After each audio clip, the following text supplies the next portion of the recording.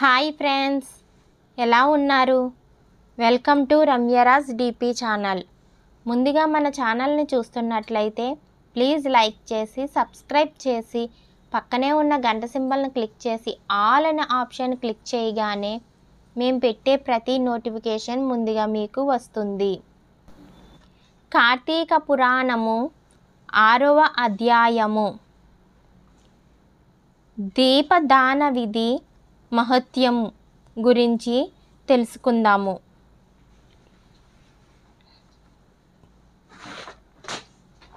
ఓ రాజశ్రేష్ఠుడా, ఏ మానవుడు కార్తీక మాసము నెల రోజులు పరమేశ్వరుణ్ణి శ్రీ మహావిష్ణువును పంచామృత స్నానం చేయించి కస్తూరి కలిపిన మంచి గంధపు నీటితో భక్తిగా పూజించునో అట్టివానికి అశ్వమేధ యాగము చేసినంత పుణ్యము దక్కును. అటులనే ఏ మానవుడు కార్తీక మాసము అంతయు దేవాలయమునందు దీపారాధన చేయునో వానికి కైవల్యము ప్రాప్తించును. దీపదానం చెయ్యుట ఎటులను పైడి ప్రత్తి తానే స్వయముగా తీసి శుభ్రపరిచి ఒత్తులు చేయవలెను.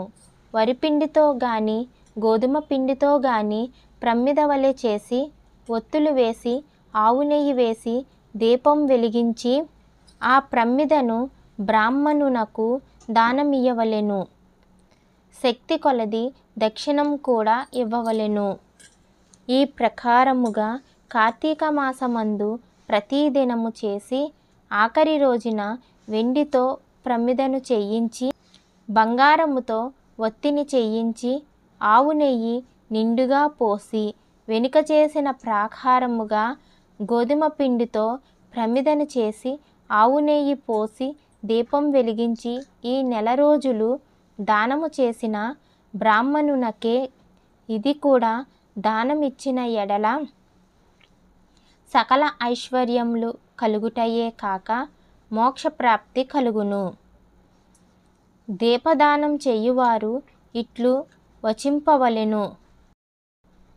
శ్లోకం: సర్వజ్ఞాన ప్రదం దివ్యం సర్వసంపత్సుఖావహ దీపదానం ప్రదాస్యామి శాంతిరస్తు సదా మమ అని స్తోత్రం చేసి దీపదానం చెయ్యవలెను. దీని అర్థమేమనగా అన్ని విధముల జ్ఞానము కలుగచేయునదియు సకల సంపదల నిచ్చునదియు నగు ఈ దీపదానము చేయుచున్నాను. నాకు శాంతి కలుగుగాక అని అర్థము. ఈ విధముగా దీపదానము చేసిన తరువాత బ్రాహ్మణ సమారాధన చెయ్యవలెను. శక్తి లేని ఎడల 10 మందికి బ్రాహ్మణులకైనను భోజనమిది దక్షిణ తాంబూలములు ఇవ్వవలెను. ఈ విధముగా పురుషులు గాని స్త్రీలు గాని ఏ ఒక్కరు చేసినను సిరి సంపదలు విద్యాభివృద్ధి ఆయుర్వృద్ధి కలిగి సుఖింతురు. దీనిని గురించి ఒక ఇతిహాసం కలదు. దానిని వివరించేదను ఆలకింపుమని వశిష్ఠుడు జనకునితో ఇట్లు చెప్పసాగెను. లబ్ధ వితంతువు స్వర్గమున కెగుట.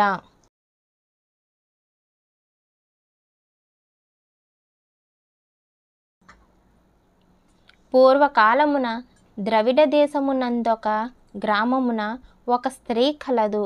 ఆమెకు పెండ్లి అయిన కొలది కాలమునకే భర్త చనిపోయెను. సంతానము గాని ఆఖరికి బంధువులు గాని లేరు. అందుచే ఆమె ఇతరుల ఇండ్లలో దాసీ పని చెయ్యుచు అక్కడనే భుజించుచు ఒకవేళ వారి సంతోషము కొలది ఏమైనా వస్తువులు ఇచ్చిన ఎడల ఆ వస్తువులను ఇతరులకు హెచ్చు ధరలకు అమ్ముకొనుచు ఆ విధముగా తన వద్దనున్న పోగైన సొమ్మును వడ్డీలకు ఇచ్చి మరింత డబ్బును కూడబెట్టుకొనుచు దొంగలు దొంగిలించి తీసుకువచ్చిన వస్తువులను తక్కువ ధరకు కొని ఇతరులకు ఎక్కువ ధరకు అమ్ముకొనుచు సొమ్ము కూడబెట్టుకొనుచుండెను.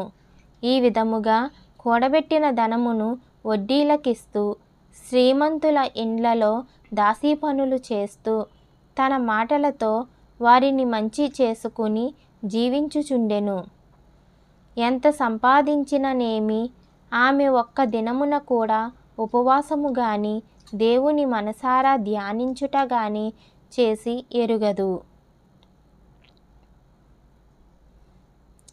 పైగా వ్రతములు చేసేవారిని తీర్థయాత్రలకు వెళ్ళేవారిని చూచి అపహేళన చేసి ఏ ఒక్క భిక్షగానికిని పిడికెడు బియ్యము పెట్టక తాను తినక ధనమును కూడబెట్టుచుండెటిది. అటులా కొంతకాలము జరిగెను.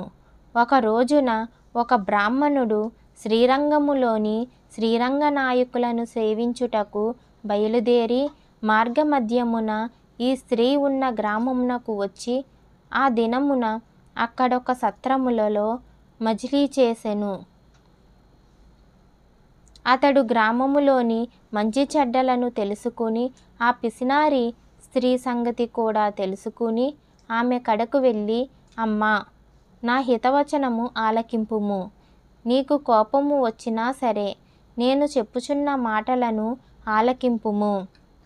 మన శరీరములు శాశ్వతము కావు, నీటి బుడగలు వంటివి. ఏ క్షణములో మృత్యువు మనలను తీసుకొని పోవునో ఎవ్వరూ చెప్పలేరు. పంచభూతములు సప్తధాతువులతో నిర్మించబడిన ఈ శరీరములోని ప్రాణము జీవము పోగానే చర్మము మాంసము కుళ్ళి దుర్వాసన కొట్టి అసహ్యముగా తయారగును. అటువంటి ఈ శరీరాన్ని నీవు నిత్యమని భ్రమించుచున్నావు. ఇది అజ్ఞానములతో కూడిన దురాలోచన. తల్లి, నువ్వు బాగా ఆలోచించుకొనుము. అగ్నిని చూచి మిడత దానిని తినేద్దామని భ్రమించి దగ్గరికి వెళ్ళి భస్మమగుచున్నది. అటులనే మానవుడు కూడా ఈ తనువు శాశ్వతమని నమ్మి అంధకారంలో బడి నశించుచున్నాడు. కాన నా మాట ఆలకించి నువ్వు తినక ఇతరులకు పెట్టక అన్యాయంగా ఆర్జించిన ధనము ఇప్పుడైనా పేదలకు దానాధర్మములు చేసి పుణ్యమును సంపాదించుకొనుము. ప్రతిదినము శ్రీమన్నారాయణ్ణి స్మరించి వ్రతాధికములు చేసి మోక్షము పొందును. నీ పాప పరిహార్థముగా వచ్చే కార్తీక మాసము అంతయు ప్రాతకాలమున నదీ స్నానమాచరించి దానాధర్మములు చేసి బ్రాహ్మణులకు భోజనము పెట్టినచో వచ్చే జన్మలో నువ్వు పుణ్యవతివై సకల సౌభాగ్యాలు పొందగలవని ఉపదేశం ఇచ్చెను. ఆ వితంతువురాలు బ్రాహ్మణుడు చెప్పిన మాటలకు తన్మయురాలై మనసు మార్చుకుని నాటి నుండి దానాధర్మాలు చేయుచు కార్తీక మాస వ్రత ఆచరించుటకు జన్మరాహిత్యమై మోక్షము పొందెను. కావున కార్తీక మాసంలో అంత మహత్యము ఉన్నది. ఇట్లు స్కాంద పురాణాంతర్గత వశిష్ఠ ప్రోక్త కార్తీక మహత్యమందలి 6వ అధ్యాయం 6వ రోజు పారాయణము సమాప్తము. ఈ వీడియో కనుక మీకు నచ్చినట్లయితే ప్లీజ్ లైక్ చేసి షేర్ చేసి కామెంట్ చేయండి. ఇంకా ఎవరైనా సబ్స్క్రైబ్ చేసుకోకపోతే ప్లీజ్ సబ్స్క్రైబ్ చేసుకోండి. Thanks for watching friends.